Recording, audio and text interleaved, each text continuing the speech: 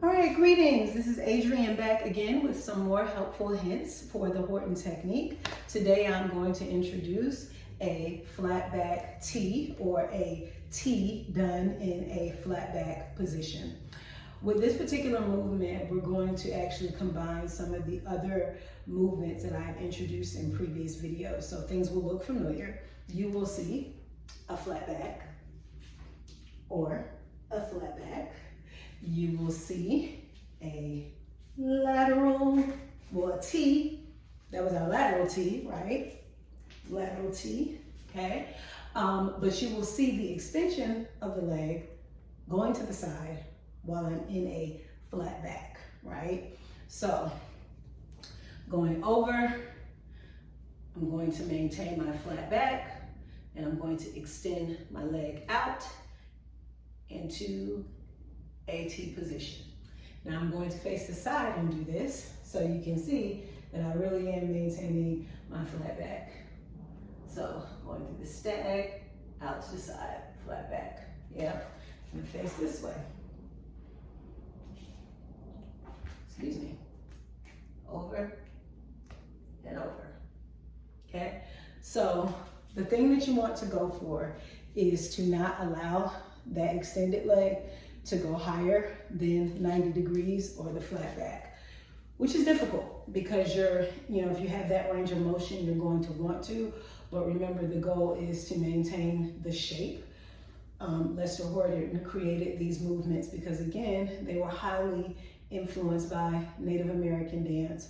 We know Native American dance is deeply rooted in nature. So a lot of the movements that Native Americans do in their style of dance imitate animals or things found in nature. Lester Horton codified his technique off of that influence. So things will look similar sometimes. So a good way to prepare your students for this type of movement, first off, is understanding that we're working in parallel. A lot of times when we go over, people want to turn that standing leg out as opposed to maintaining the parallel position. Now, if you are like me and you have slightly hyperextended legs, it's a little bit difficult. A lot of times we want to sit back in that flat back, and if you can see my knee buckling all the way back, but that's actually really bad for your legs. So you want to pull your pelvis forward, go forward on the balls of that feet. You're gonna soften your knee. So to a hyperextended person, this feels like a bent knee, but really I'm pulled up and I'm not overextending, which can, in the future, cause you to have all types of knee problems. So you want to put your pelvis down, which pushes your weight forward, weight over the balls of your toes, as you get ready to go over. And I'll show you two types of ways that you can get into the position. Continue to lift up on that leg as you go over and extend, right? As opposed to sitting back and extend.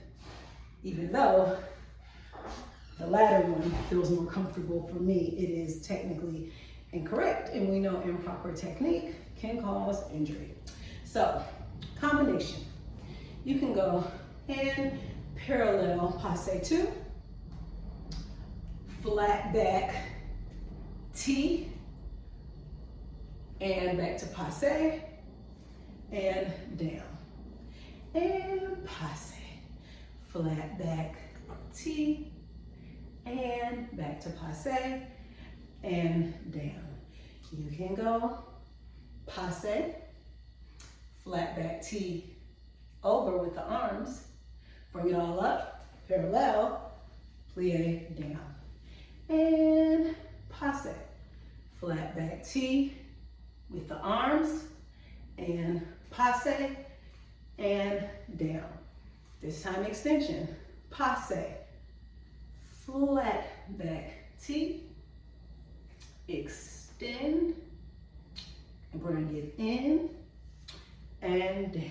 Other side, passe, table, extend, passe, bring it down. If you want to test your balance, passe, flat back T, extend, lift it higher, and passe, and down. Okay?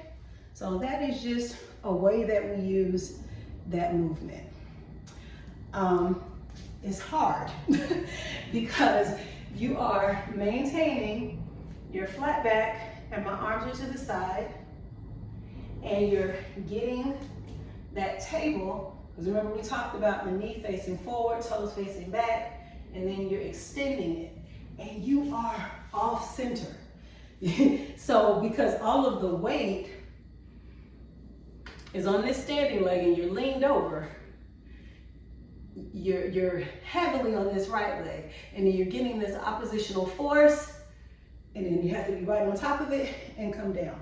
It's difficult, but you can do it. So again, I think using elementary balance, which we discussed in a previous video, can really help you.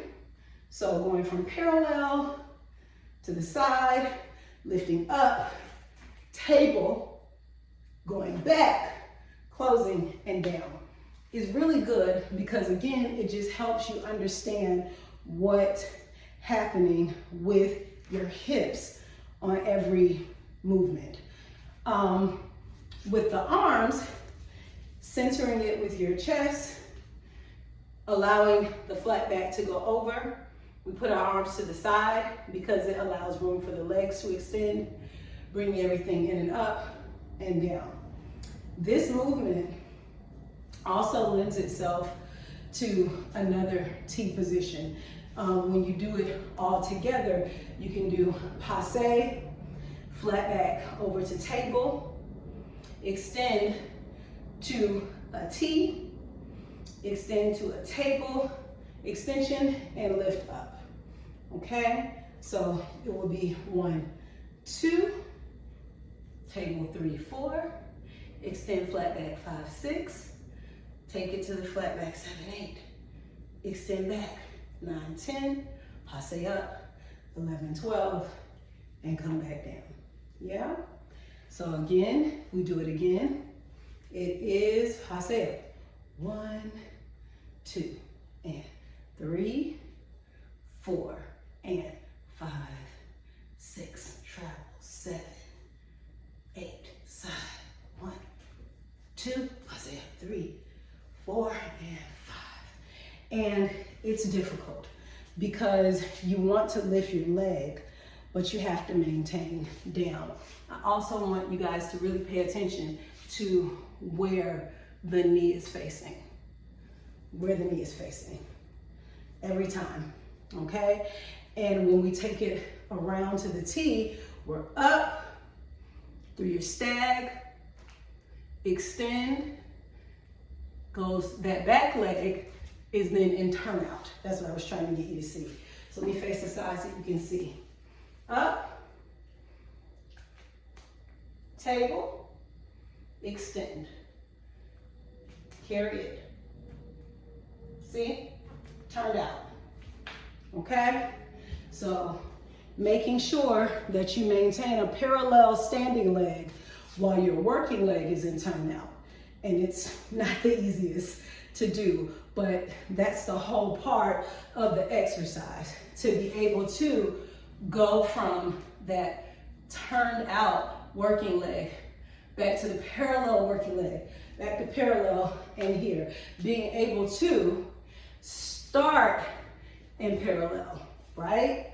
And from that, choosing to then turn out, okay? So you're working 2 modalities simultaneously, and the standing leg remains parallel.